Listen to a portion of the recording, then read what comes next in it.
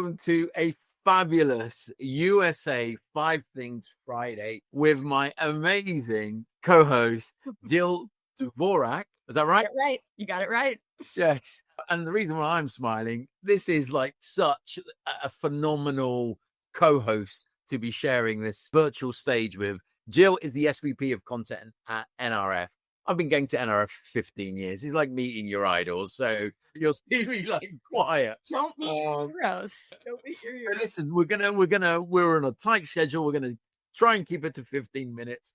You know the format. These are the 5 top things in the United States of America that we feel are quite interesting to have a conversation on. And to start off with, we're going to have a look. I think Glossier is like one of the leading beauty brands, right? Absolutely. I mean, it's certainly in the Gen Z category. It's just, they came out with such a unique proposition years and years ago, and they've kept it up. They've still done really, really well. People are following. I know we spoke about their CEO stepping down, but the news here is that obviously Glossier, with their 1 million TikTok followers, they've just launched the Glossier brand on TikTok Shop. And this is really proving to be, specifically in the USA, Gen Z's favorite place to go and buy beauty, to go and discover beauty. And you can see their own videos have got quite good traction anyway. They're you can now buy it on TikTok Shop in the US, which I think is, again, a sign of our times. Who would have thought you would have beauty on a social media channel? I know. Well, it's so interesting because you look and you see 1 million followers, like, well, what else do they need? They're doing great. Well, on TikTok, it's close to 1 billion users / potential shoppers. So they've I can't even do that math, but 1 million to 1 billion, they've exponentially outsized their audience now, and they just continue to kind of create this incredible content. It's a natural fit. All of their customers are also like very likely creators. So it's a perfect fit. And frankly, I would have thought they were on there already. So it's great to see that now they're joining to be on there and have another avenue for the people to check out and, learn about them. And I'm hoping I'm doing the CEO justice. I'm pretty sure she said we're not a 10 or 12-year-old brand. We're a 100-year-old brand that's 10 years into that journey, which I absolutely loved. I love that. Isn't that the right way to look at it? Yeah, so, I know. Emily Weiss was the founder. Then Kyle Leahy is the current CEO that's moving out. And they both, I think they've been so true to kind of who their customer is that they seemed that they will stand the test of time. They weren't a blip that went away quickly. They've showed staying power, at least in this insane era of social media. So I think they're here to stick around. Which is a nice link into the next one. Adidas seem to currently not be able to put a foot wrong, and I'll say why. Because obviously some of their competitors, Nike, have been really struggling with sales, and some people have argued it's because they went off piece. They decided to disrupt the market, just be a direct to market brand. Then they went, no, we're going to go with our partners. So they dibbled and dabbled in both markets.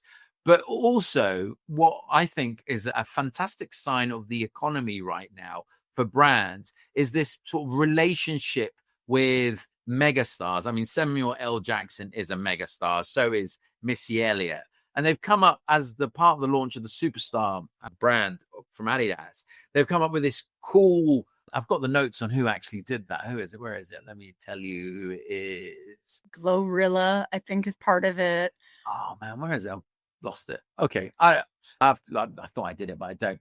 But the reason why this is interesting, and I mentioned globally, obviously this is a US campaign that's literally launched one day ago. It had 50,000 views. In the UK right now, Oasis are doing their comeback tour. 30-year-old band that's been sold out. But look at what brand is at the heart of this and its engagement. It's, again, Adidas. And, the pop-up store that's been opened in Manchester and London, Adidas all over the shop, connecting with rock and roll, which, again, is a complete different music sphere from Missy Elliott and acting sphere from Samuel L. Jackson. Right. But I think it's a masterclass in working with content creators at a megastar level. which 100%. I mean, it's just bringing the relevance and bringing the cool factor and, the joie de vivre. Like, people want to be part of something that's cool and relevant. Speaking of cool, I got the chance to go to, Cannes Lions, the creative festival about 3 weeks ago. And it was really clear from kind of walking around there, the shift from giant agencies running all creative and all brand kind of top of funnel to now being much more in the creator space, much more in the influencer, but even micro influencer space. There were a lot of influencers that had very specific niche, but fervent followers. So that was interesting to see. There's kind of a wave of revenue that's shifting and is there for the taking for brands and for influencers. So I think that goes along where, like, do you need an agency to go direct to a celeb? Not really, but maybe to go to some of these smaller influencers, how are you finding them? It's a unique new way of matching. I know you love everyone, so you have to be really careful. Like, but who was there any brand that sort of blew your mind in terms of their activations, or anyone that did a really great job? It's a great question. All of them are amazing because all of them. You're in the south of France. I will say Walmart Connect had a really great one. They had a lot of their partners there, and you could kind of go and just it was almost like, what are those things called? Like when speed dating, like you could just go up and be like, oh, here's NBC, here's this player. And so Walmart Connect. Yeah. And they had a lot of their partners there. So it was a one-stop shop to kind of meet a lot of those people. There were, YouTube, Salesforce, MasterCard, the female quotient. A lot of them had these different brands that were speaking and just talking about any part of their marketing journey, mostly top of funnel brand awareness. But a lot of them realize you need the metrics, obviously, now, and that people are there to talk about the metrics. So a lot we're talking about really, what are the new KPIs that you look at and how do you measure them when everything is new and you're not even comping year over year anymore because there's brand new activations and things like that. So it was fascinating, and we should do a show from there. Show on Walmart.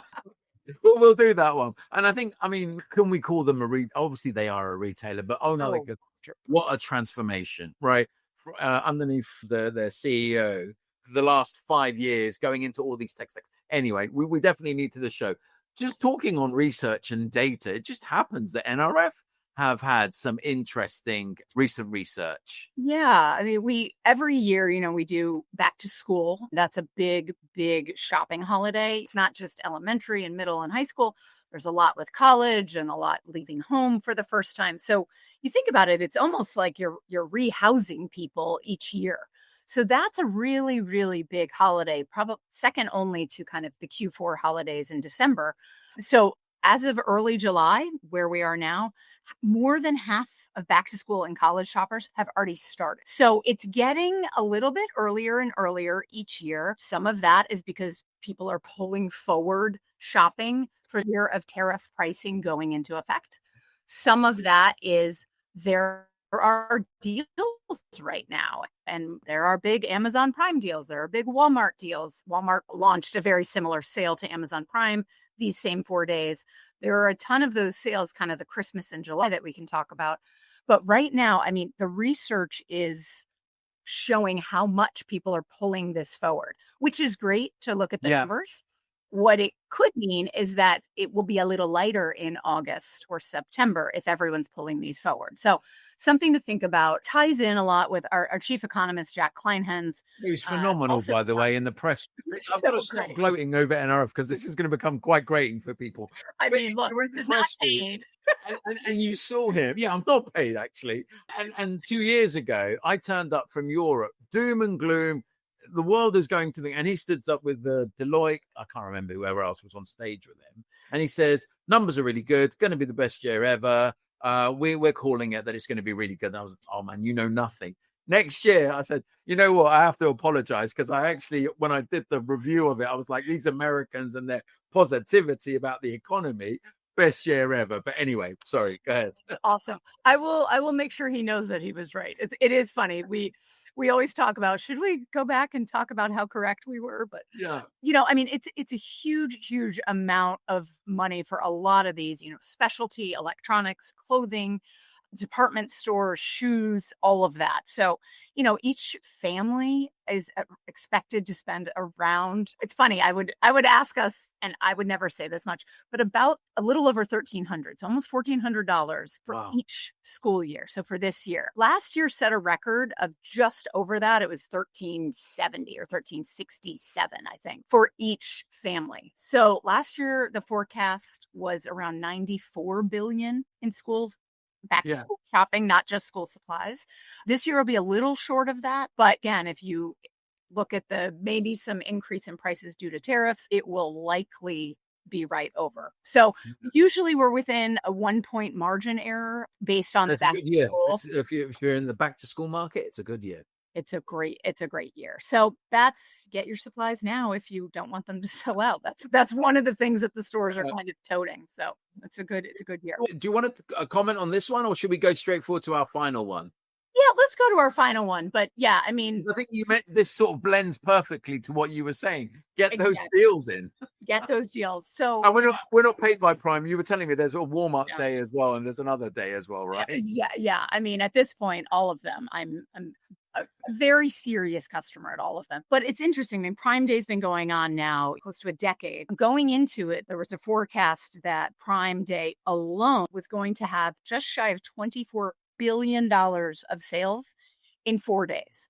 Yeah. Now, the big change this year is that it's a 4-day holiday. It used to be a 2-day holiday here. So then what Walmart has done, obviously to try to get their share as well, is they've launched a 4-day holiday.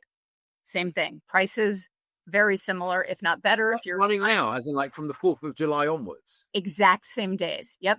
And it just so happens to also coincide with Nordstrom's biggest sale of the year. That always happens at this time of the year, the anniversary sale.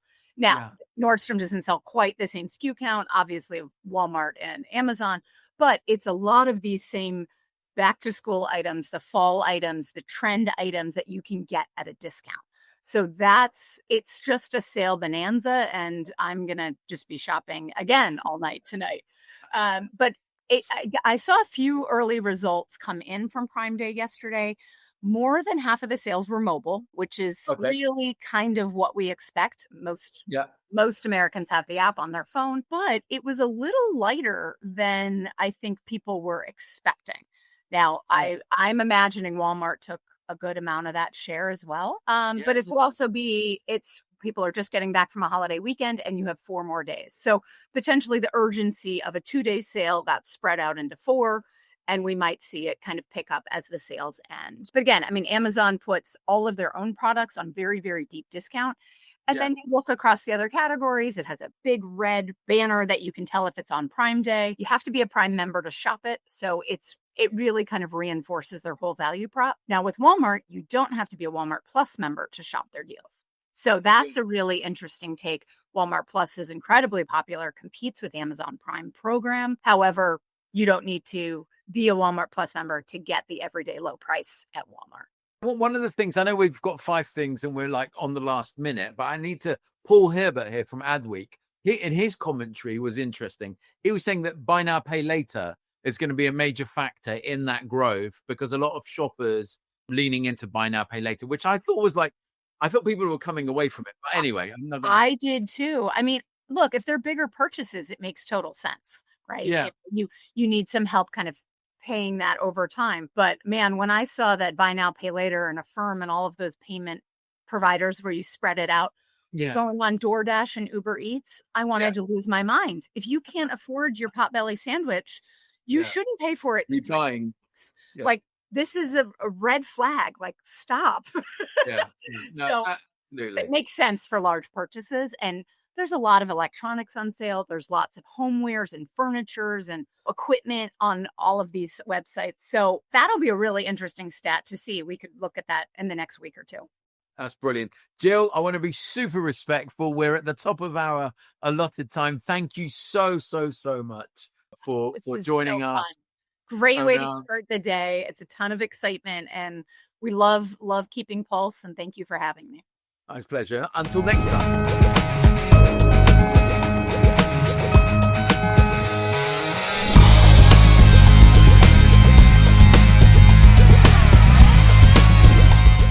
welcome back to another fabulous edition of Five Things Friday, UK edition. And privileged enough to be joined by my co-host, Simone Solomon.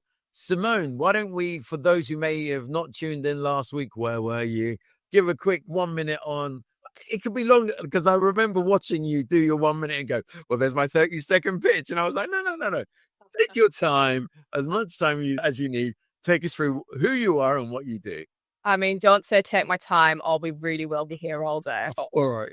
Hello, everybody. I'm Simone, the co-founder and CEO of Need It For Tonight, also known as NIFT. I always say the easiest way to describe NIFT is literally like Deliveroo, but for quality fashion. So we work with lots of incredible brands and stores in London to facilitate 90-minute and same-day delivery through our platform. Whilst we are known for this, we do also have another product, which is also a B2B plugin, which plugs into retailers' checkouts, offering them 90-minute and same-day delivery. So, oh wow, lover of convenience, which may be on the... You aggregate. So just to be clear, you aggregate network for delivery then. You take that problem away for retailers. Exactly that, yeah. So is it limited by region? No, we have a career network in most major cities in the UK. Yeah, and we're currently expanding to most UK major cities as well. Oh, fantastic. Okay. And it's beyond fashion. So, I mean, if I'm in I don't know, I make greeting cards or in that world, the product doesn't matter. Yeah, exactly that. It's really for, we work with smaller independents and, a lot of it is to try and help smaller independents. And it might be for a tool business or for a gift business. And it's to help them to provide that Amazon-esque experience to their customers with no extra ops or cost added to the retailer. So it's a complete mix. It can be big sporting businesses to fashion businesses to maybe an electronics business as well. Okay, cool. So why don't you kick us off with the first thing this week? Would love to. Something that's been on my mind, event season is in full swing and brands are really capitalizing on it. And I think the ones that are really winning, and they're certainly catching my eye. We've had Glastonbury recently where we had Free People and Sephora. They had a beautiful pop-up there. I mean, honestly, Free People was just dominating my Instagram with influencers, beautiful outfits. There was just so much buzz generated from it. And it gave me FOMO. It gave me FOMO for the outfits, and even major FOMO for not being at Glastonbury as well, which I was We've also had Wimbledon this week where we've had Odd Muse and Flannels. They have done some kind of influencer event to launch a certain collection. Again, super smart, dominating my feed. There was also D. Louise, which is a lovely jewellery brand. He was the actual founder, was outside of Wimbledon. I think she just launched this beautiful tennis bracelet and she was actually handing out, obviously super fitting with Wimbledon, but she was actually handing out some free ones as well. Oh, cool. And then if retail when we were there. Oh, was she? Oh, I didn't know that. She was the one, I think about, she was one of the closing talks where she was going through her story. Her founder story. Just really beautiful brand. She's really nailed it. But yeah, then we also saw, it was a few weeks back, we had Beyonce in London doing the tour. Again, something I wish I was at. There was all of this talk about Cowboy Carter. It was in every magazine. All different retailers were trying to push out what's Cowboy Carter related. Yeah. One brand took it that step further and it was never fully dressed. And to show off their collection, they brought this incredible looking squad of influencers to the concert. They were all dancing, singing. Oh, wow. The collection. And I was just like, that is smart. I was there looking online at what everybody was wearing. Again, it's meeting the customer where they are.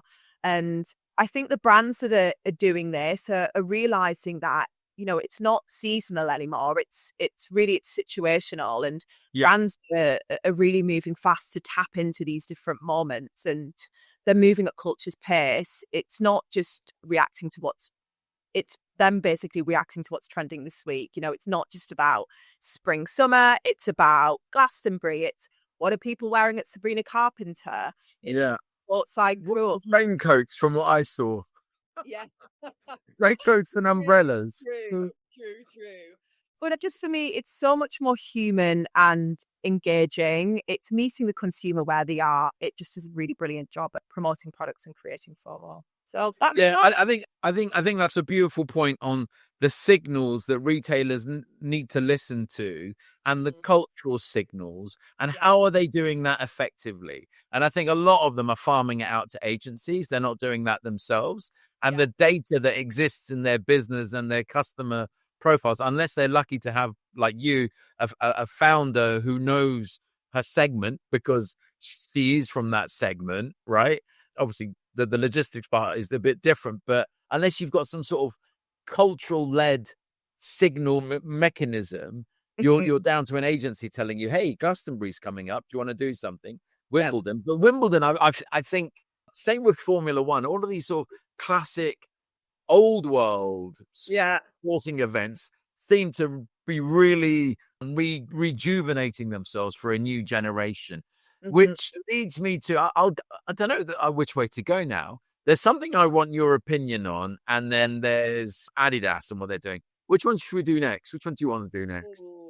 Oh, I'm intrigued what you want my opinion on. So let's go. All right, let's go for that. And obviously my favorite platform, TikTok. Of course.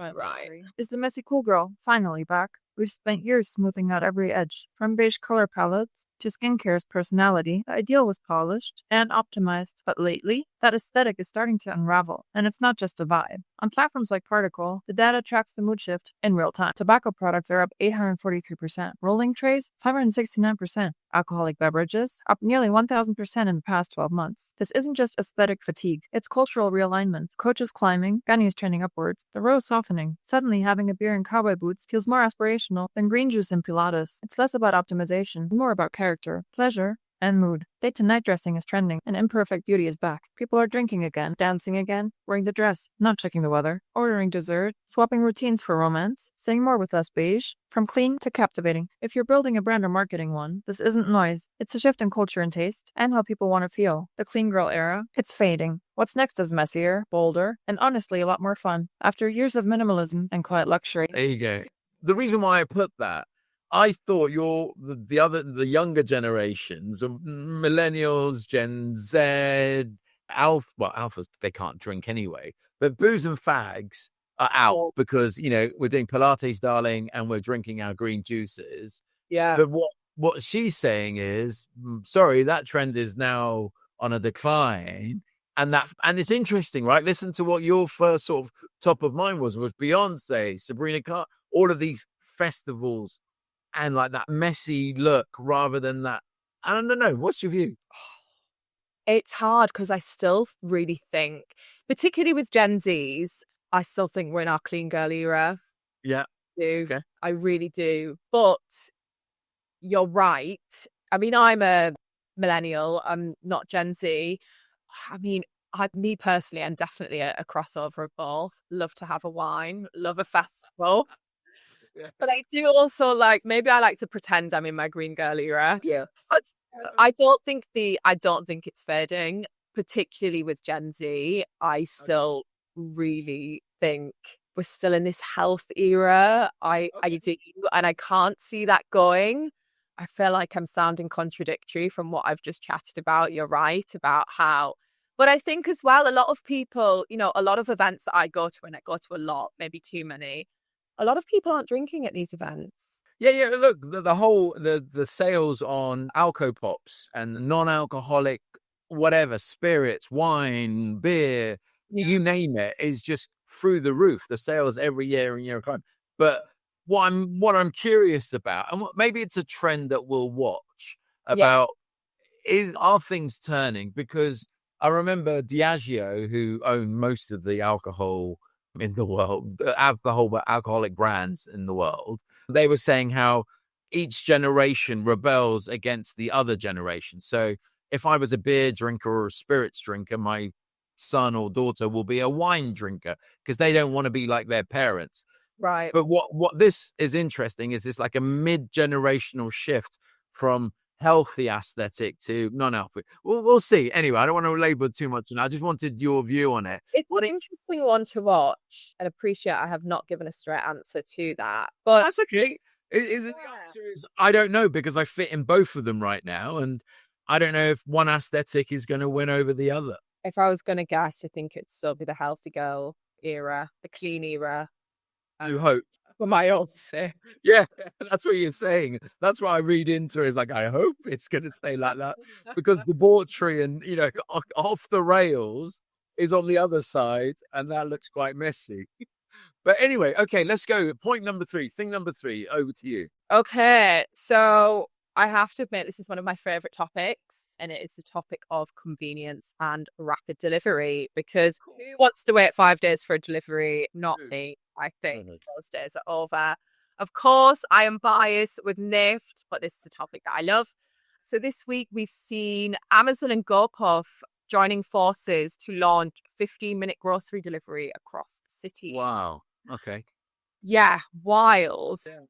And I think, again, it's showing the real shift in things like, same-day delivery isn't the new perk, but instead it's becoming a baseline. And Amazon really set that bar, even from their prime, from their next-day delivery before. I think everybody now not only wants, but expects that kind of Amazon-esque experience. And, this for me, it's not just about groceries. It really is about customer psychology. I think people are done waiting, and Amazon are always one step ahead when it comes to things like this. But yeah, I think it's interesting, and something that I'm talking about too much is that we're seeing a demand for instant gratification across all verticals. It's now not just groceries, it's fashion, it's gifts, it's beauty, technology. Yeah. Entertainment, for example. Even when you watch something in the cinemas, you can watch it instantly on your TV. And, this is the behavioral shift that retail is finally catching up with as well. I think retailers now trying not to think more about logistics, and I think they're being forced to now think about lifestyle, particularly in cities. Delivery should really match how people are living. And, often when you're living in a city, you're time poor and you're always in motion. Yeah. So yeah, that was my topic of this week, which I found very interesting. I love the way that you frame that as in terms of its lifestyle, not logistics, because I think that's what people have doubled down on, is sorting logistics out, or trying to, and then forgetting that it's part of lifestyle, right? Exactly. And it's a trend that when you look at the numbers across the world, it's only continuing to grow. It's not shrinking, it's getting bigger. And I can't remember who bought Deliveroo, but they were just bought outright by somebody. DoorDash. Is it DoorDash that bought them? Yeah. And then in Spain, we've got Glovo that seem to be going from strength to strength.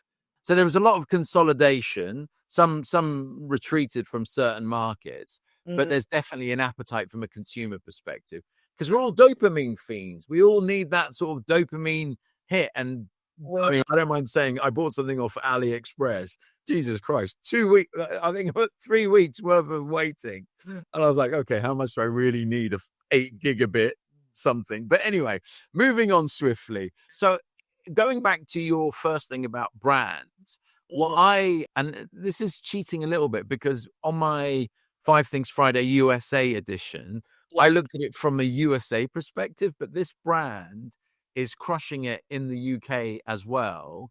Adidas versus Nike. Now, Nike has been suffering their cultural relevance. They're just not engaged with the new era of shopper. They've missed the mark on so many points. Yeah. And the new CEO has said, we're going to double down. We're going to become more of an athletic, go back to our heritage, promote sports stars, promote, sporting in general. And they tried to beat the 4-minute mile last month, the first female runner to run underneath 4 minutes. And she did it at 4 minutes and 2 seconds or something. So she got really close.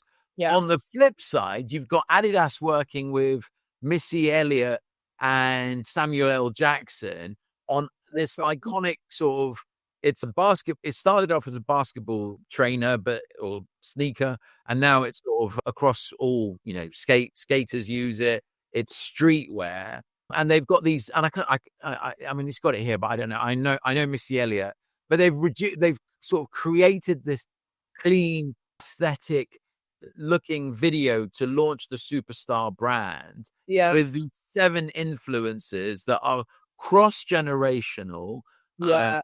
cross-category as well.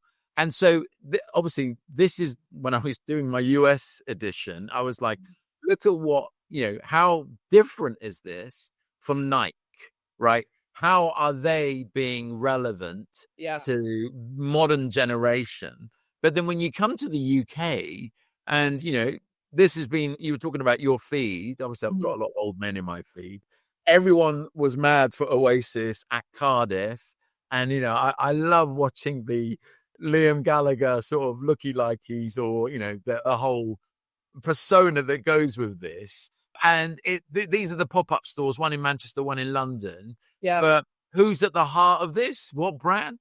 Adidas. A 30-year-old rock and roll band are making their comeback. They're all over social media in the UK.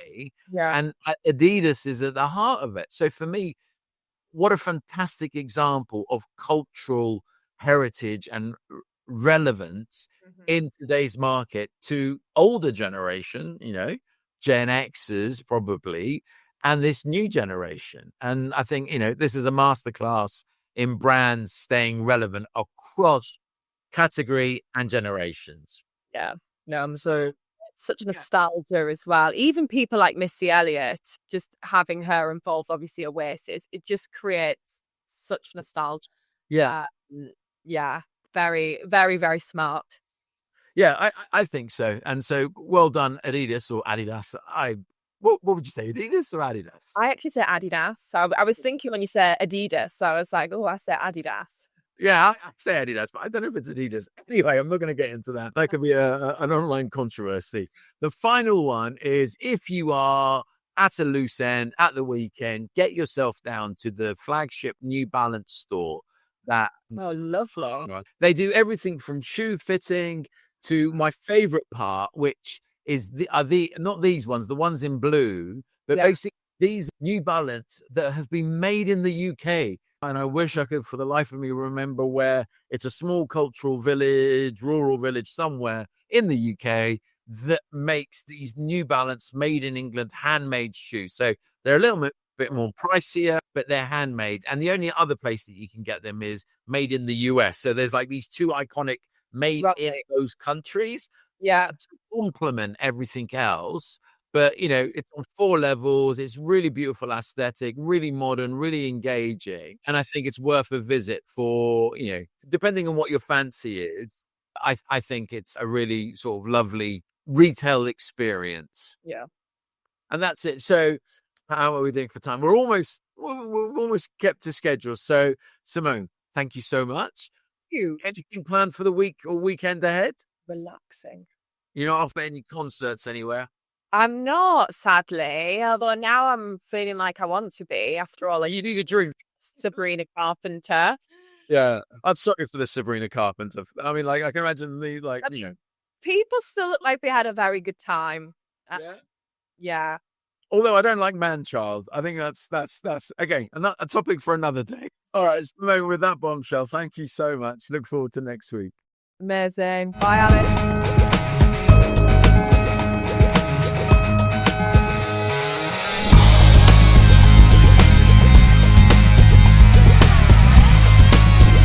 Hello and welcome to our fantastic first edition of 5 Things Friday UK.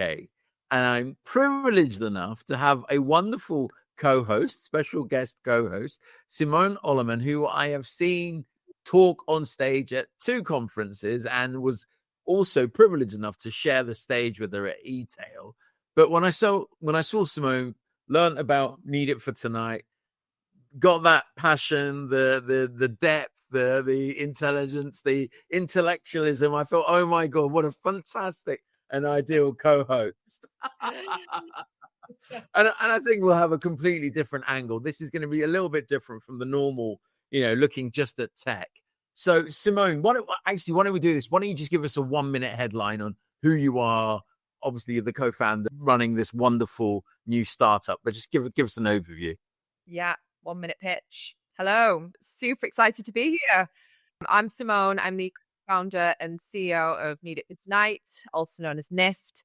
I always say the easiest way to describe NIFT is kind of like Deliveroo, but for quality fashion.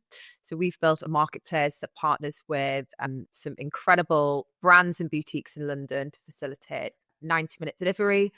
On the side of that, we do also have a B2B product that plugs into retailers' checkouts, enabling them to have 90-minute and same-day delivery as well. There's my 30-second pitch. I think you're the future Jeff Bezos, right?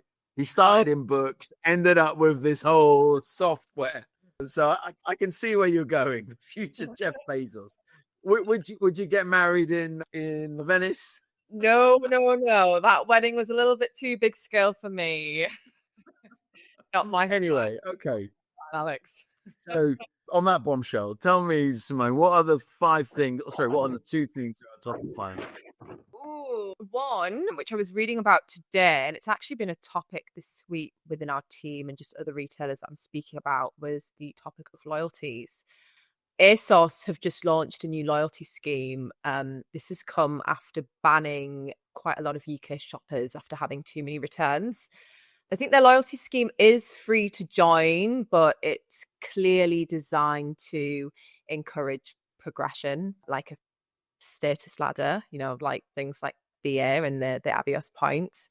I guess what I was thinking is I think it's really interesting how schemes really evolving. It's less about points and basic discounts and vouchers. I think now it really is a lot more about belonging and recognition and really about experience and community. Yeah, I think there's been a bit of an evolution of loyalty to almost lifestyle. Before it would be vouchers, or it might even just be 10% off, or it might be refer a friend and you get, I don't know, £5 off, where now it's more like, it feels more like a membership. It's like exclusive perks, it's early access, it's invites to events that not everybody has access to. Yeah, I think it's really interesting seeing the shift. I know Selfridges do it quite well, especially for that kind of younger millennial Gen Z audience, which is very much their audience. If they are angling it like this community and tiered access, I do think they will do very well at it. It doesn't seem like it's just money off. I think they'll do well from it. I do. And I think the retailers that have done it that way, like Selfridges, I know it is a slightly different audience, but they create this like FOMO effect whereby you want to spend more because you earn access to these special things, and they're very good at creating the FOMO. I think it's the psychology of being a part of something. Yeah, that is really key. I got you. Okay, what's the second one? The second is a scary topic. I find this a very scary topic, is agentic AI. A lot of people talking more and more about the rise of agentic AI, and even people like the LVMH group, for example, piloting these AI agents. So it's AI systems that can make decisions, take actions without needing human instructions, unlike things like ChatGPT, which is obviously prompted by a human. But yeah, there are a lot of retailers that are exploring this. I know the LVMH group piloting these AI agents. And yeah, we're starting to see this shift from, I guess, passive AI to agentic AI, which is really interesting. What are your thoughts on it? Yeah, I'm curious. Do you look at it as agentic AI as in like the business creating agents for workers within LVMH or for customers of LVMH? Which one do you think it is? I think it's both. Is it for work? Right. Because so ChatGPT, it does have I forget what it's called now. Articles. Is it articles? Where it goes off and it can do things like, imagine if I wanted to buy some flowers, it will go off and buy the flowers for me. So the agent exists and ChatGPT can do that. I think like, just look at Microsoft. They've announced another 10,000 redundancies today in their global tech workforce.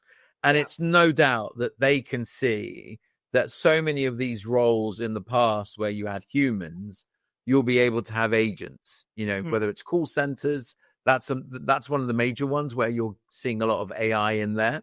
Merchandising, I've seen less because I think humans are still deciding what to buy and what not. Although you'll look at the data, right? Or you'll look at the dashboard, or you'll look at whatever is telling you whatever the colors are. Look, it's like Uber, I guess. In the early days, people were like, oh, I can just raise my hand and call a taxi. Why would I open my phone, get an app, then call Uber? And then all of a sudden, it's like Uber becomes the word, right? Let's just get an Uber home, right? It's no longer let's go to the street and hunt down a taxi. And I think agentic AI is in that phase where it's sort of finding those use cases. Will I buy more flowers through AI agents? Customer service, 100% people are now used to, or customer inquiries. I mean, I can definitely see for a business like mine and for retail in general, even things like deciding the reordering of products before trends started, or launching micro campaigns based upon the weather changing really instantly. I think when it comes to things like that, it blows my mind slightly, I'll have to admit. But I think that's where it could get really interesting, is just how responsive and personal that it could get. But it does still feel risky to me, but maybe that's because it still feels very alien. But I guess there's also a big dependence on data as well. And if, you've got poor data, then you're going to get poor. Absolutely. I mean, there's so many retailers out there with so much data. But again, that's where agents will be able to, if you have data sets on your Salesforce, on your SAP systems, on your Shopify back end or whatever, or front end, the agent can go off and do so much. I actually interviewed the Shopify chief revenue officer yesterday. Oh, cool. And he was saying, because I said to him, what's the one thing that people don't get about Shopify? And he said, that AI that we've embedded into our back end will just keep growing and growing and growing. And people they don't get it. They're not understanding that this, I think it's on Anthropic, Claude, as that model improves, the Shopify, I think he may have just used that as an example. But anyway, that Shopify AI agent is just going to continue to become more and more powerful to empower business owners and merchandisers and category owners. And, I can only imagine how much data they have access to. So it's pretty incredible. He was a really nice guy, really interesting. So listen. I don't know when we'll get it out there. It'll be out there next week or so. But anyway, I'm conscious of time, so I'm going to talk super fast. So just quickly moving on to my ones. We'll go here. Right. So I've talked about this on other shows. Luxury needs to stand out. The only way that they can stand out, specifically in places like London, Paris, Milan, is through pop-ups. So yes, they're curating and creating new beautiful stores. This is Miu Miu's flagship store in central London, but they are still going after unique pop-up experiences because they understand that this new generation doesn't just want to transact. Culturally, it's a movement to feel. And so that feel comes from engagement at pop-ups. And one of the people that I love, and I was following this girl when she was, I don't know, underneath 1,000 followers, because I was looking for some things to actually talk about on the show. And she came up in Sani and on TikTok. I think she's on Insta as well. See you, Sani. She's now got where's her number of followers? I'm sure it's about 60,000. It's almost 100,000 followers. But basically what she does, and I'm not going to play it, but you can, as I go through, you can see these are all the pop-up events in London today. And the number of beauty, fashion, music, collaborations that are just coming up time and time again is incredible. And I think we're just going to see more specifically in the UK. So, my thing to retailers, if you're not curating community, if you're not curating community, if you're not creating these moments, then your competitors potentially may, you talked about FOMO. It may move from FOMO to just they're not interacting with you, right? Because they're busy interacting with someone else.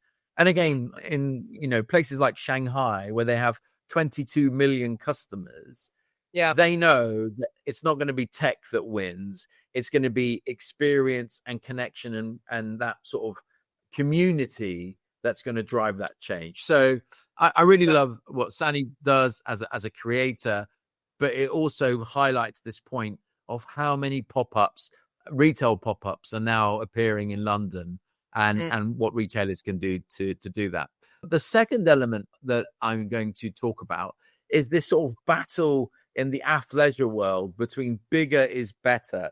Foot Locker, I think last week, opened their largest store in the Birmingham Bullring shopping centre. And obviously earlier in the month, JD opened the UK's largest, the world's largest JD Sports, which is 42,000 square feet, which in my mind, I envisage like a department store, right? Yeah. But it's a department store for athleisure. And part of me says, hey, look, I understand this bigger is better because you feel that you can stock more products, have more categories, bring more people in. But how are you going to maintain relevance? Because, you're reliant on Nike, Adidas, and On for JD's case. And Foot Locker has a massive partnership with Nike. Foot Locker sort of had a little jibe at JD saying, hey, look, we're not about big, we're about impactful. We believe we're going to, do more activations in store that are community led and getting those sort of hype beast type shoppers to come in. But I don't know if this signals maybe the top of the market and we're going to see athleisure as a category struggle going forward. I could be completely wrong, but I'm not saying so. I do believe sports, yoga, cycling, any type of sports, that's just going to keep growing, right? Yeah, but that's technical sports, not athleisure, generic, loungewear, sportswear. And I think this, and I see it on Instagram or TikTok about aesthetics, right? You've got old money, new money. Who wants to look like old money? Yeah, old money is when they look vintage and classic. Yeah, and new money is like when they're in tracksuits and expensive sneakers. And I think people have sort of got to the peak of that. And and that's it. So they're my two things. And the final thing, because it's 5 Things Friday, is if people are interested in what's going on in Asia, what's going on in the Middle East, what's going on in Europe or France, they're coming out as different 5 Things Fridays. So we're going to have like a Friday radio station full of little news articles. But this is the one for all of those wonderful, beautiful people in the UK. And we're going to have some special guests. So I look forward to sharing that with you. Simone, any closing thoughts before we shut down for the weekend? Oh, God. Well, first of all, thank you for having me. Can't wait. It's okay. You're like, oh my God, what am I signed up for? I have to admit, I've got a bit of Friday brain. The heat's getting to me. I'm not used to such weather in the UK. Super exciting. There is lots of very exciting things going on in retail, lots of exciting technology, and I'm excited to dive in further next time. I mean, I'd love to unpack Need It for tonight, right? Your whole journey. What are you doing? How are you standing out? Because that whole sort of super convenience or hyper convenience, getting it to customers, I'd love to sort of just understand the psychology, why you went for it. I know it's a personal story because it's something you shared on stage, but I'd love to share that with the audience as well. Yeah, I know, absolutely. And it's just an area that's really, really growing as well, that convenience and ultra fast delivery. Quick commerce, that was it. Okay, Simone, thank you so much. Have a lovely weekend, and I look forward to speaking to you next week. Wonderful. Thank you, Alex. Have a great one.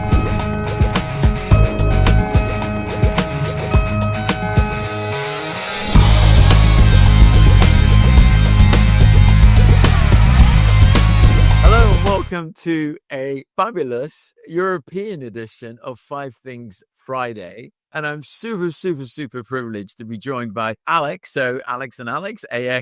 Thank you for having me, Alex. It's a pleasure to be on the show. 6 years ago, I joined Business France, so the French Trade Commission in London, where I shifted into retail technology. And since then, I've been helping French companies, French retail tech companies, to grow in the UK market. And I've also been working with British retailers, as you said, to identify the right technology solutions for them. That's fantastic. So listen, let's be respectful to your time because I know you're super busy, and jump straight into it. Yeah, so part of the first thing I wanted to share is something that I find really interesting and that is really booming in France right now. It's the drive-through grocery shopping model. So as we call it in French, le drive. And the reason why I chose this topic is because it's not something I've really come across much in the UK. In France right now, it now makes up more than 10%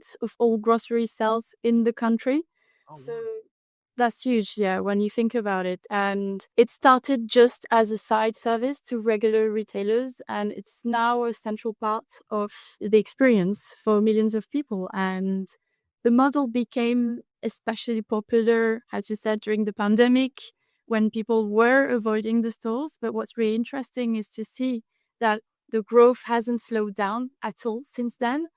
And people love it because it's fast, it's easy, and sometimes it's cheaper. And the retailers in France, they have noticed the demand for it, and they are constantly improving the service. So we've seen longer opening hours, new collection options like pedestrian drives or lockers, and even fast delivery options have been added. So I think for retailers, it's a good way to meet the needs of the different customers while also staying profitable, and sometimes even more so than traditional online delivery. There's one name that really stands out in this space. It's Leclerc.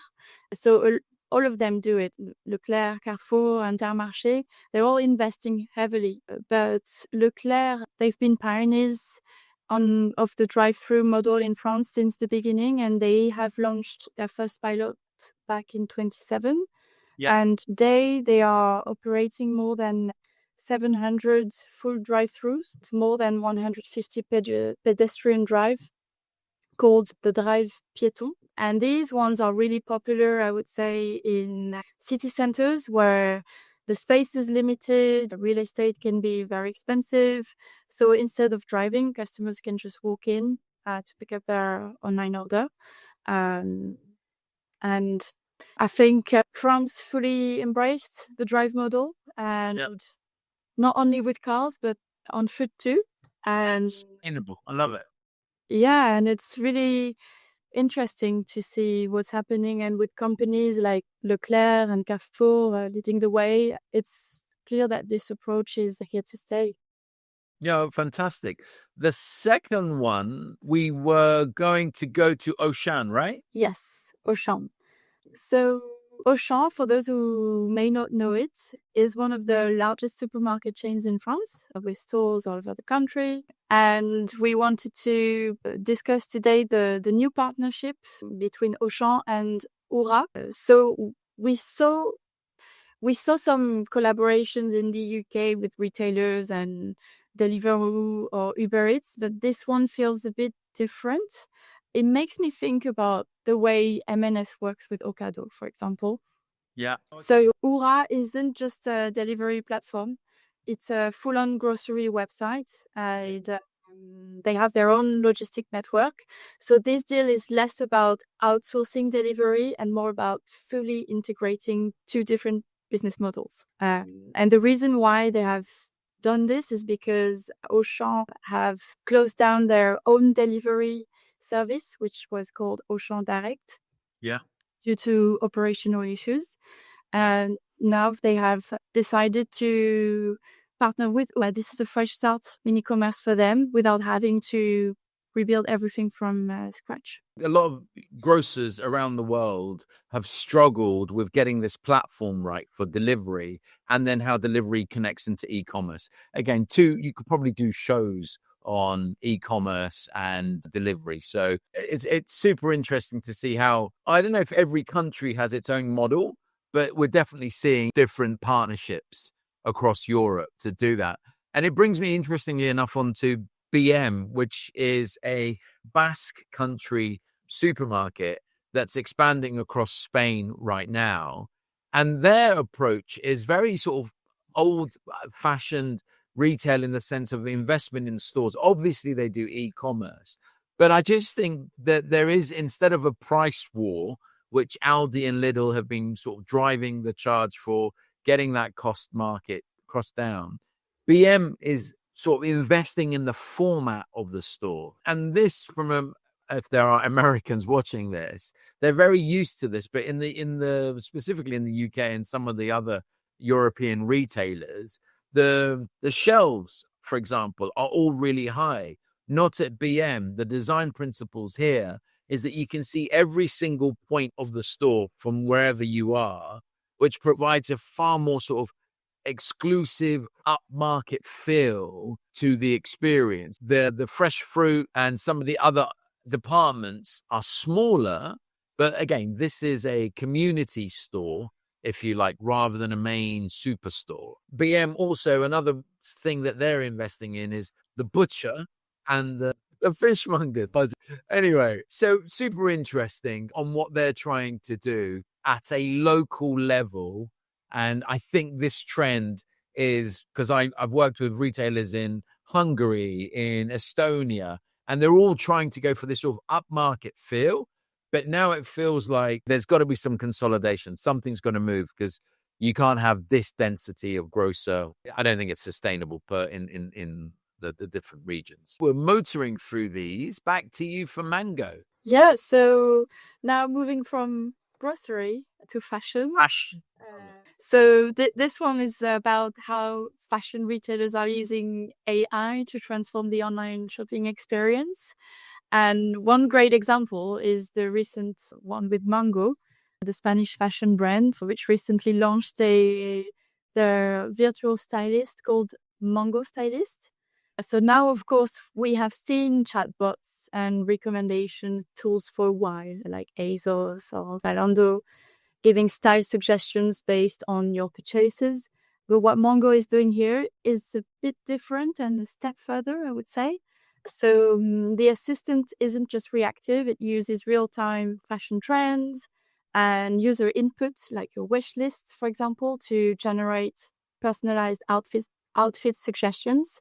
Yeah. And you can access it on their website, on the app, and through Instagram. So I actually tested it myself, both on the app and Instagram. So first, on the app, I didn't find it super intuitive at first because the assistant isn't immediately visible. So I was expecting to see something big on the home page saying Mango Stylist is here.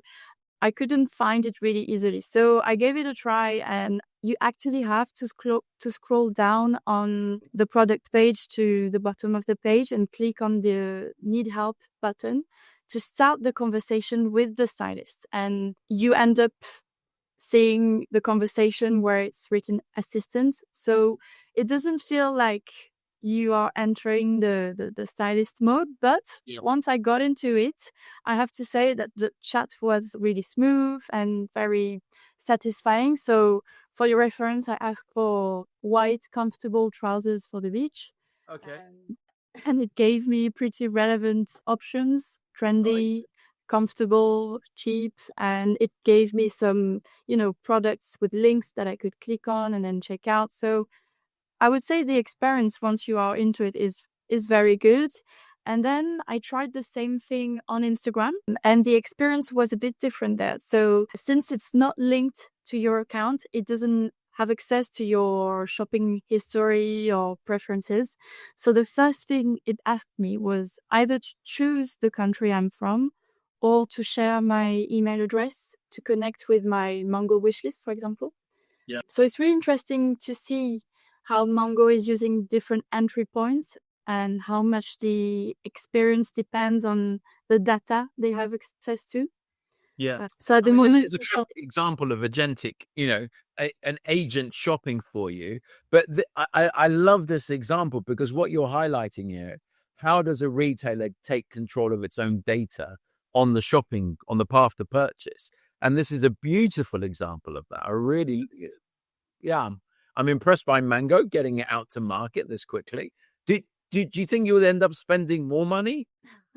I did definitely do. You bought 3 pairs of white trousers. Just one. Yeah.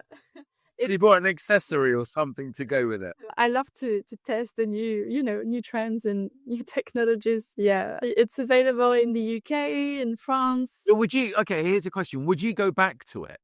Or do you think it's a gimmick? I think I would go back because I have to say, I mean, it's very personal, but I don't shop as much as I used to before. I tend to go to charity shops and go on Vinted and try to buy less new products. So when I end up on the website today or in a store, I don't know what's trending. I don't know what would be, the best products to buy this summer. So I find retailers holiday shop really useful for this. Okay. But if you're looking for a specific, for example, a white comfortable trouser, if you're looking for something specific, it saves you time, and you just go to the chat. You want something from Mango, and there you have it. I love it. Honestly, really good. So it's really interesting. We'll finish on this one. I'm going to be super fast because we're at the top of our allotted time. Tell me if you think this is true or not.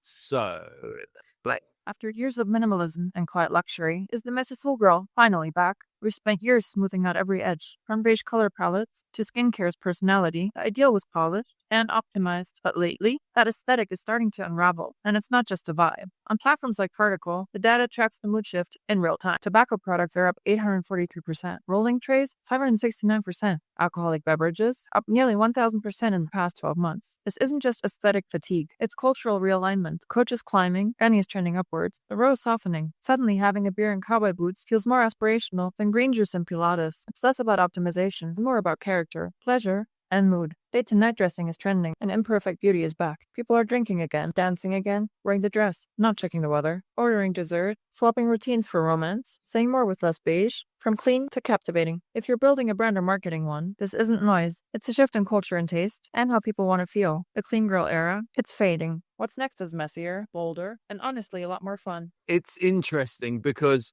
one of the major trends, and giving is, cigarettes and alcohol have been declining. But what the commentary here is that there's a messier trending aesthetic that retailers potentially need to be paying attention to or providing a space for, because green smoothies are not hitting it anymore, and people want to let their hair down, have more fun, go wild. And obviously we're in festival season, so you're seeing a lot of that across the whole of Europe in different festivals. I just wonder what your opinion is. Do you think that is a trend that's coming in, or you think it's just not really? People are still into their health. I think it is not a trend. I think it's real that people are realizing that they need to make choices for themselves and not for the look of it or what others are going to think about it. So Yeah. obviously on social media, you see all these videos about Pilates girls, smoothies, as you said, being healthy, and which is, don't get me wrong, really important to stay healthy and be active. But life isn't just about that. It's also about, enjoying life and simple moments and being yourself. And there's a strong move, I would say, on social media about being yourself without makeup, with your own body shapes. Yeah. And I think it's great because it used to put a lot of pressure on people And now we can see there's a trend about getting this pressure off, being This year, it's real, I guess. We're less interested in what things look like and how they really are. And real life is messy.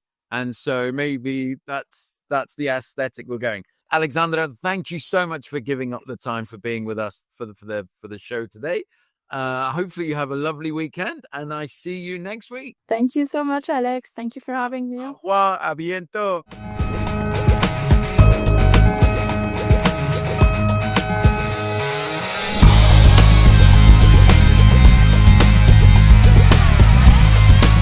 Hello and welcome back to another fantastic edition of 5 Things Friday, APAC edition, with my wonderful co-hosts, Ryf Quail and Laura Doonan. Hi, guys. Hello, Alex. How are you? Hello, good. How are you both doing? I've actually, after a month of the event, almost a month past the event, I've finally succumbed to a cold. I've got a head cold. Okay. It took 3 or 4 weeks, but I'm there now. I'm finally. You've had a shit out of my world. I have. That was I felt like I decompressed enough to have a shave. And Laura, how are you doing? I'm good. Okay, so I'm going to start this week. So the one thing that is super interesting is this Middle East focus on luxury and how luxury sales defies the global slowdown in luxury. And so while sales stall in places like China and the US, the Gulf region is still going ahead. Luxury spend rose 6% year on year in 2024, reaching 12.8 billion. And as the global market contracted by 2%, forecasts for the region have sales at 15 billion by 2027, which again, I sort of understand why there's so much focus in the region. But again, when you break that down and you look at malls, and you heard me talk about malls or shopping centers as dopamine villages. Well, these are malls as cultural cornerstone and growth drivers, which sort of physical retail still remains dominant. Great news for all across the Gulf, with Saudi Arabia expected to see over 80% of fashion and luxury transactions happen in malls by Saudi's going completely crazy. It's there's a real transformation happening in the Middle East. It might be an appropriate time to drop a plug for the 5 Things Friday Middle East edition that will be coming out as well. Oh, fantastic. Well, there's a lot of cool things happening up there. Yeah, so I've got a couple of people who are one based in Saudi, one based in Dubai, and we're going to look at anyway. I'm not going to talk about that, but that will be coming. So when you look at Dubai Mall, and the picture that you're looking at is the new extension to the Dubai Mall, it attracted an astounding 111 million visitors in 2024, which sort of capturing virtually all international tourists in the city. And it's a luxury mall expansion, which is around 408 million dedicated to new high-end retail spaces. So there is no stop. This is just continued growth. And I think the world's millionaires need somewhere to go above and beyond the south of France. When we zoom into Saudi Arabia, going back to what Ryf was said, you see that in Riyadh, it's sort of rapidly appearing as a luxury destination with landmark developments, again, physical developments, a Solitaire, which will be launching this year and feature luxury brands and experiential retail, and the Avenue Malls of Saudi, which is very similar to, again, what you heard me talking about, the dopamine villages, which is Westfield's up-and-coming entries in the Saudis' ambitious retail future. And then all of these are sort of underpinned with VIP experiences that are sort of enticing the elite consumers who now expect, specifically culturally, they expect privacy, they expect personalization. They want prestige as a standard, not as an option. So, culturally, they do, female shoppers have to shop separately. But these things have always been like an added option, and now that's just expected as a standard for transformational experiences.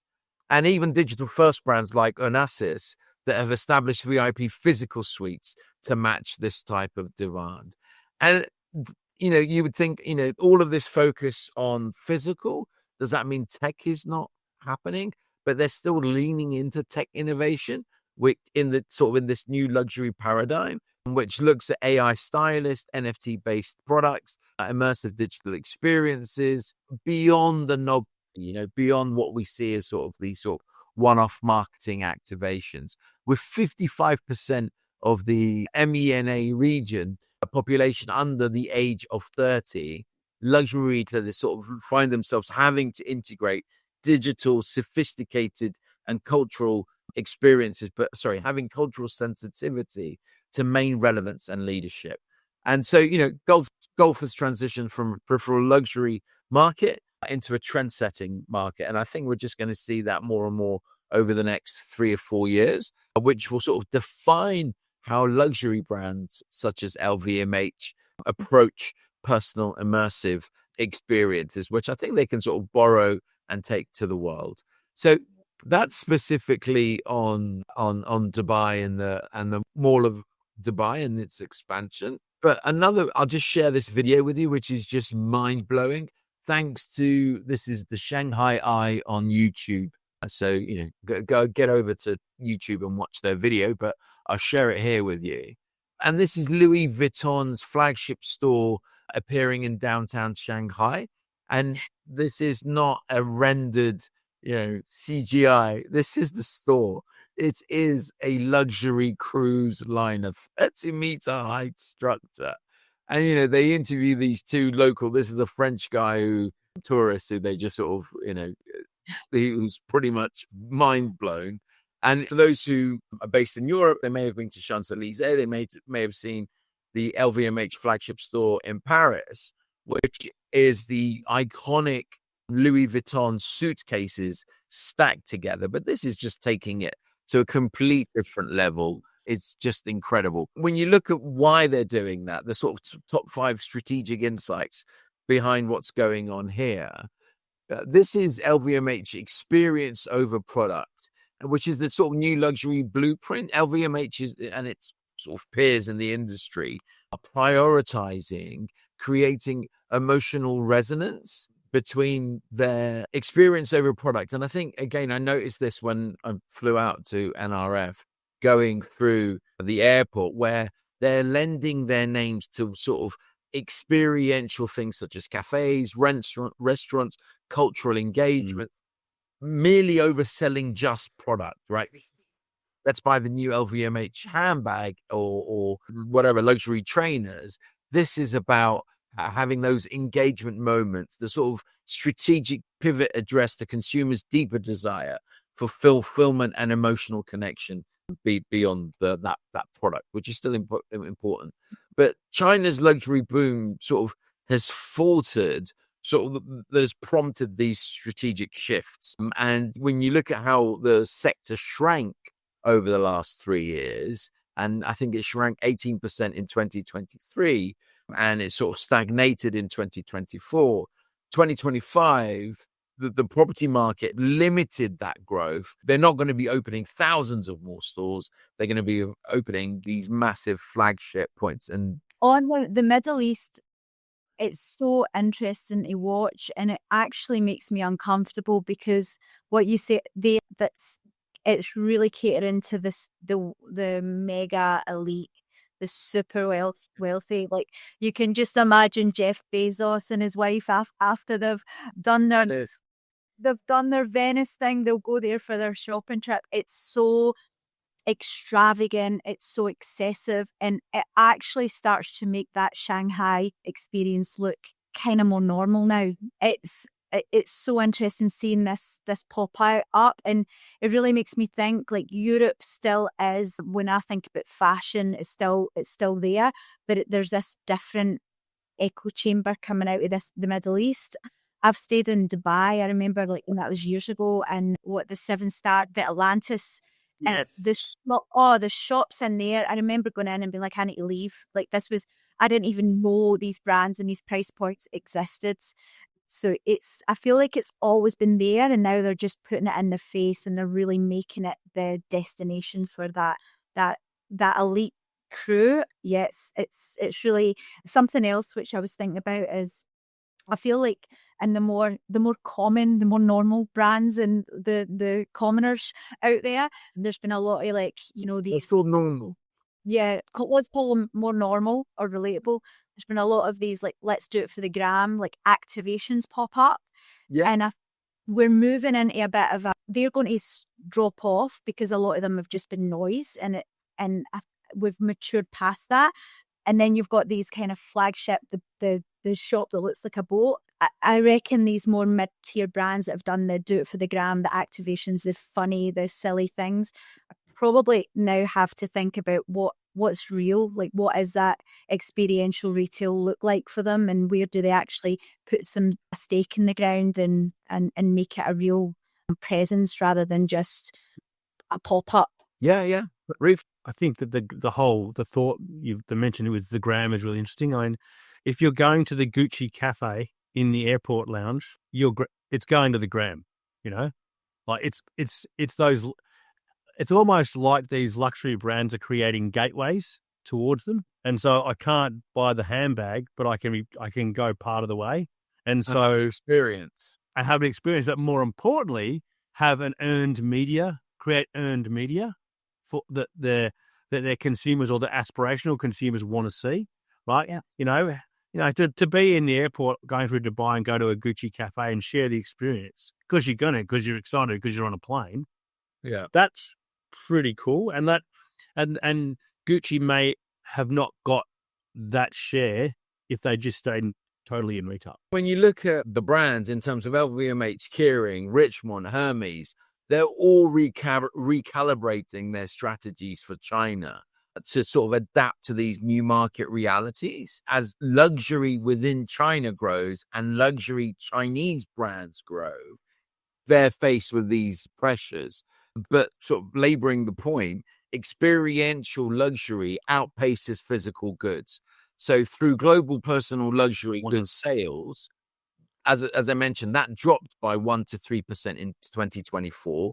Experience luxury sector like hospitality, curated events, that grew by 5%. And that's driven by young consumers increasingly preferring sort of these memorable experience, like you were saying, Gucci Cafe, you take your camera out, you put it on Instagram or TikTok, and it provides that dopamine validation or that validation for the consumer, which challenges that whole physical possessions marking but both of them are still there. And again, just to sort of finish off, flagship stores as cultural icons, very similar to what we've seen in Dubai, we're seeing in China, and the LVMH store sort of see this. And my prediction, this will spread out like Formula One for cars, where the technology there sort of goes into mainstream cars. This will happen, and it will have a massive impact, because what we'll see that store closures, specifically in China, aren't sort of retreats. It signals the strategic direction of retailers going for fewer powerhouses and reducing their network of stores, and luxury sort of leading in that, luxury houses sort of redirecting investments to the smaller stores. And in summary, LVMH involves strategic priorities, reducing the noise, enriching meaning, and then looking at how to cultivate that cultural resonance. And I think the future definitely belongs, as you've seen in Dubai and as you've seen in China, to those retail brands that can enrich the personal experience, but it takes it just beyond product acquisition, and hence why culture becomes such a key thing. I think, Laura, you were going to go next in your... all right, I've just got one for you guys today, and I was reading the Australian Bureau of Statistics. I was laughing, and they said, yeah, well, I was reading a highlight reel. Go to your sleep. I was laughing at the word surge. So it looks like the retail sales year on year for last month have surged 3.3%. I don't know if I'd call it a surge, but that's what they said. And so retail sales are reaching 37.3 billion in Australia. So reading without them mentioning specifics, but it doesn't take a rocket science to figure it out. It was saying 11% growth has came from online bargain shoppers. So it's just a little bit potentially skewed wrong, right? Like it gives the sentiment that retail in Australia is doing well, but it's actually, we're at a bit of a crisis point where rents, rates, businesses are quite worried. Local businesses, that 11% growth online without bargain shopper is 100% coming from the Temu and the Shein and the likes. You know, we know that they're a massive focus on this market. Last year, their sales were from Shein were 1.2 billion to Australian consumers.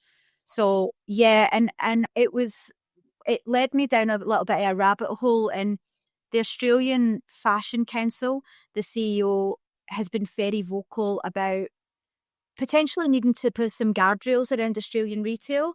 But at the same time, one of the issues we have is 97% of fashion items sold in country come from offshore. So it, like And I think, yeah. yeah, and guardrails don't work though. Like I know, Alibaba dropped $1 billion in infrastructure in Korea. The Korean retailers are up in arms, lobbying the government to put protectionist measures in place. Wow. But if they're arguing about that, they've already missed the boat. If we're worrying about protectionist measures, they've already missed the boat. It's already done. Yeah, the one thing I quite liked about what she was saying, I know that in France, I think they've put like a bit of a tax back on fast fashion. The one thing that I think it's great. However, I start to question who pays for it. Because if you put a $5 tax to the consumer if they buy fast fashion, but the alternative here is not really there, they're going to pay the extra $5, and the only person that is affected is the consumer. So I do like the fact that the Australian Fashion Council are like actually going, first we need to look at what's going on in our backyard and have a bit of an assessment on how we build up some kind of manufacture. Can we go back to some level of manufacturing control in country? And it really just talks, I mean, Alex, complete extremes, right? You're talking about Dubai in the Middle East, this super luxury, and then just this back to the normal world, which is the retailers with physical retail, they're hard at it right now. So yeah, so spend is up and sentiment is in the middle of the road with the consumer, and the sales are up, and it's been driven by more Chinese goods coming in and flooding the Australian market. So we'll have to just watch how that plays out. I haven't got good news then for the Australian Fashion Council, because my first one today is a little bit about something that's happened earlier this year, and that is the re-entry of Chinese technology to India. And we've seen in March, April this year, the launch of a partnership between Reliance Retail. So Reliance is probably one of the largest retail conglomerates in India, and Shein. So Shein's been banned for 5 years. In that partnership, right, operational control rests with Reliance. Data localization, all the data is stored in India, so Shein doesn't have access to the data and addresses all the privacy issues. And technology, the technology operated under license by Reliance. But the key thing about this partnership, apart from the scale it can take to the Indian market, is that all of the stuff that's being sourced for the first time has been made in India. So you think about that, because Shein then go, well, okay, cool, we can do fast fashion Chinese sourced, but for us in Australia, it's going to be Chinese sourced and Indian sourced. So all of a sudden we have two global powerhouses coming together, right?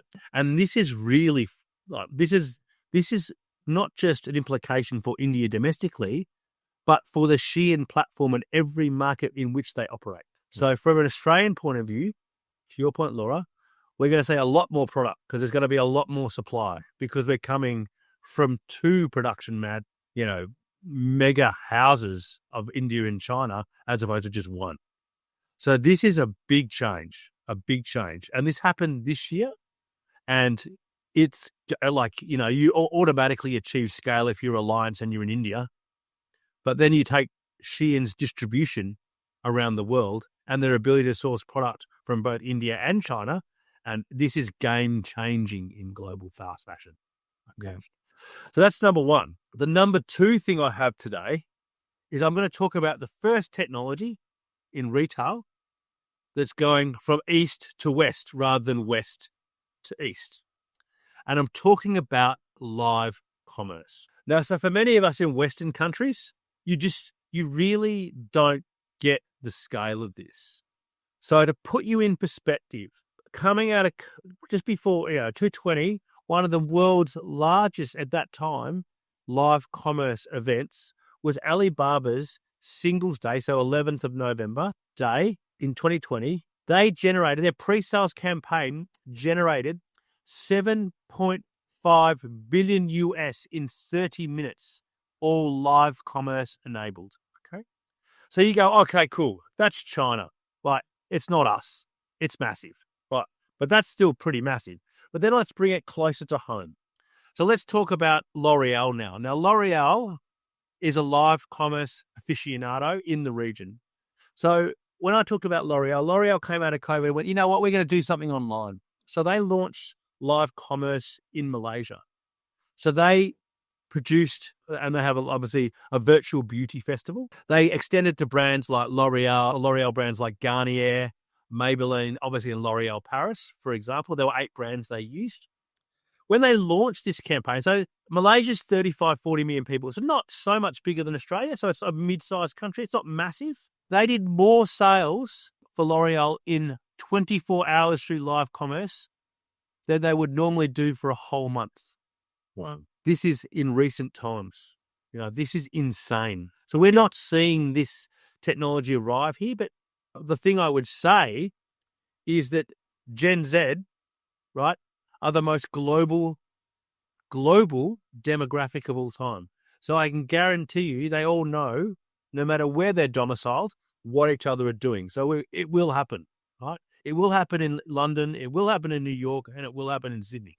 The second one at L'Oreal case study, which is amazing, L'Oreal is so committed now to live commerce in Southeast Asia that in Indonesia, in Jakarta, they have 14 live commerce studios running 24/7, beaming content around the region, around Southeast Asia. Every market in Southeast Asia is doing double-digit e-commerce growth. So L'Oreal is running 14 continuous streams simultaneously. Everything from makeup tutorials to hair care products to usage, and this is going completely nuts. Now, and so obviously Indonesia, you say, is like 300 million people, the 4th most populous country in the world, but they're actually streaming that all out around the region as well. So Vietnam is experiencing double-digit e-commerce growth, all these markets. So this is wild, right? This is So this is going to happen in all markets around the world because Gen Z will drive this, and the next generation and Generation Alpha will be all over this. Ryf, do you think, because I know that they shop very different, right? And they've all had it's been driven by apps and it's always been available to do. And then we've not really had it available to do. But then do you think it will, I think it will have a place, but I think we've got TikTok shop in UK and the US. TikTok, so I'm not, with these platforms, the content is being produced, they're agnostic of platform. It's TikTok shop. So TikTok ByteDance, more than 50% of Tokopedia. Now, Tokopedia is the eBay in Indonesia. So we're seeing the sale of the product. Live commerce is being the platform, but it's being sold through Tokopedia, through Shopee, and through L'Oreal's own branded channels. Okay, so as a consumer, you've got a choice. We're not saying it's TikTok shops. It's just one of them, right? That what we're saying is they're producing the content and pushing it across multiple platforms. Right. And again, this might be a dumb question. To me, live commerce it's a theme. Are you saying it's a tech? No, it's not a tech. It's a thing. Basically, this content stream that is really L'Oreal's not fussy if a consumer sees it via Tokopedia or a consumer sees it via Shopee or a consumer sees it via their own owned media brand channels. Yeah, I think the likes of doing it right now, and let's use Australia, the US and UK, we've got TikTok as where we can get a lot of that. Then the websites, I guess, could be doing more live commerce. but then we're limited in the platforms that do it, whereas Asia has been so overly indexed and that's the way they love to shop. So I see that that's going to be the barrier, but I totally get you. And only brands at that scale can actually do this. Yeah, I think you've got platforms. There's a distribution piece, an audience media distribution piece, and there's a platform piece. They're the two pieces. But in Australia, you saw Live Commerce Australia launch all of the work with Oz Hair and Beauty, right? Oz Hair and Beauty have got a program running non-stop now in Australia. So they're doing it. So Guy Napper and his crew. So they've been doing it, so this is out there in Australia. It hasn't not happened here. And for them, I don't know how many, they're talking about hundreds of thousands of social media followers. They could mobilize and create a movement like that.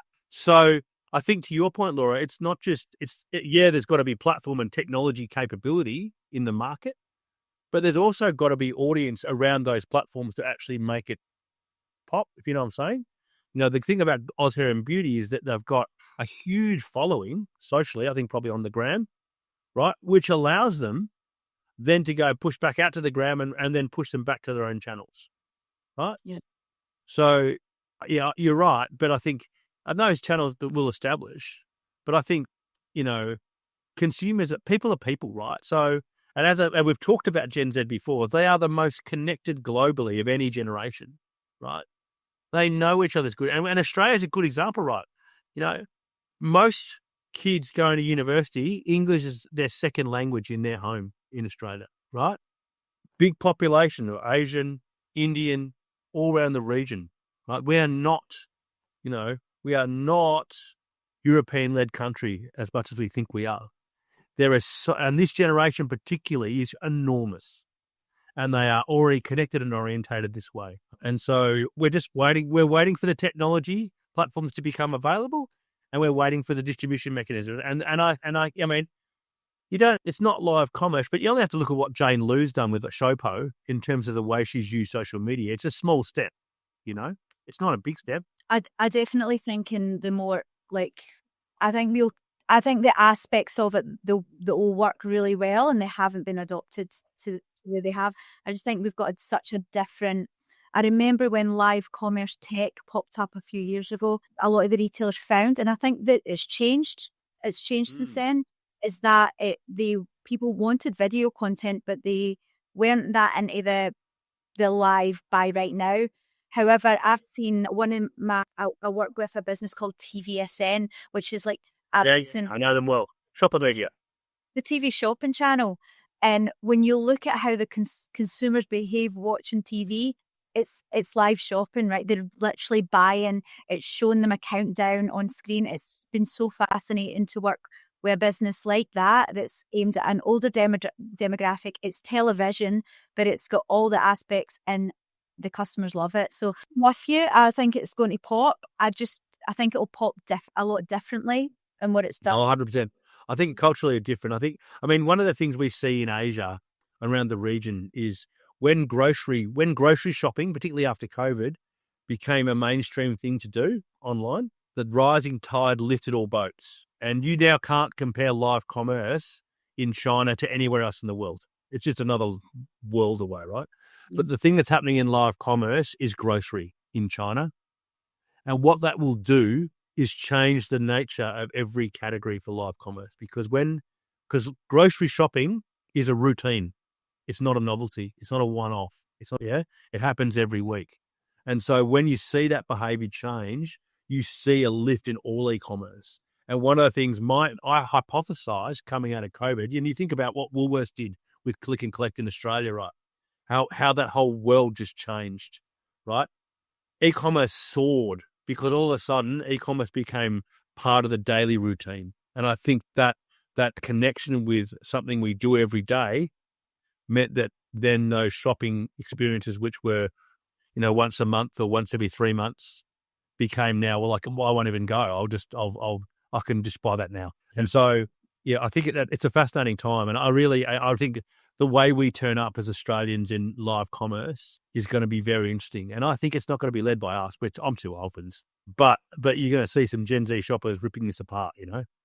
Yeah, I think on that bombshell, I'm just conscious of time. Anything else before we close out? Not much from me. I had this week was good fun topics: luxury, rampant consumerism in fast fashion, and live commerce are all pretty exciting stuff. That's all from me. Probably the only thing I find super interesting is that just think it's making my mind go, wow, like India and China partnering. You wouldn't have thought that. Like they've been like literally competing over. Like India, I think, is the second or third biggest global manufacturer for apparel. Yeah, I think they're number 2. So the fact that they're like almost like joining forces, it'll be interesting. Right. It's the scale is insane. The tides are shifting, and that's why I think retailers are always looking for what's happening to try and stay ahead of all of these changes. And with that, thank you. I'm just look forward to seeing you guys next week. Absolutely. Oh no, next week I'm away, Alex. So I will. You will have to do without me. So you might have to do 3 and 2 because I'll be skiing in New Zealand. Oh, nice. It's all right. Yeah, I'm doing it tough. Take care. Hey guys. Bye.